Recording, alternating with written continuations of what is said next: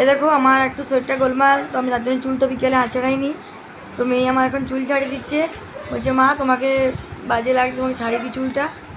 তো আমি বললাম যে যদি পারিস তো ছাড়া, কারণ খুবই জট, কারণ সে স্নান করে চুলটা ছাড়িয়েছি। ও তো বাচ্চা মেয়ে, ও পাচ্ছে না, তাও চেষ্টা করছে। তাও তো ভালো যে মায়ের পর একজন কেউ মানে ভালোবাসে পৃথিবীতে, নিজের মতো করে ভালোবাসে। মানে আমার কষ্ট দেখলে ওর ভিতরটা ফেটে যায়, এরকম কেউ আছে। সে বলে না সন্তান জিনিসটা জানো তো অনেক অনেক বড় ব্যাপারের জিনিস। সন্তান জিনিসটা কঠিন জিনিস, মানে যার হয় মানে সেই নারী ছেঁড়া ধন বলে না, সেটাই সত্যি কথায়।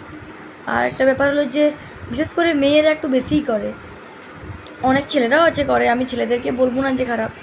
এখনকার দিনে ছেলেদেরকে সেটা অতটা দেখা যায় না, কিন্তু মেয়েরা কী বলো দেখলি, মেয়েরা হচ্ছে মানে বাড়ির লক্ষ্মী রূপে ওরা থাকে। তো আমার মেয়ে আমাকে ভালো তো অবশ্যই বাসে, মানে ওটা তো বলে বোঝানো যাবে না কতটা ভালোবাসে ও। আমার একটু কিছু হলে ওর চলে না, আমার শরীর খারাপ হলে ওর মন খারাপ হয়ে যায়।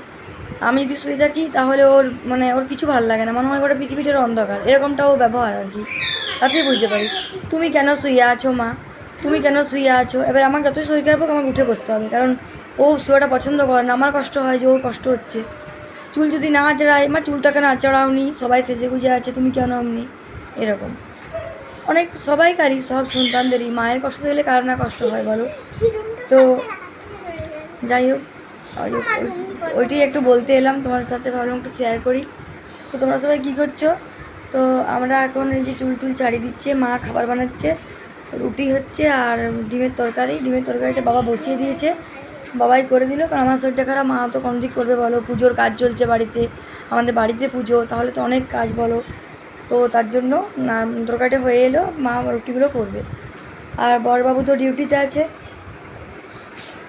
তো চলো এখন গুড নাইট করছি, আর কিছু বলবো না। সুস্থ থেকো, ভালো থেকো, আবার একটা ছোট্ট মিনি ব্লগে দেখা হবে। তো চলো টাটা, ভালো থেকো, সুস্থ থেকো, গুড নাইট, রাধে রাধে। রাধে রাধে বলে দাও।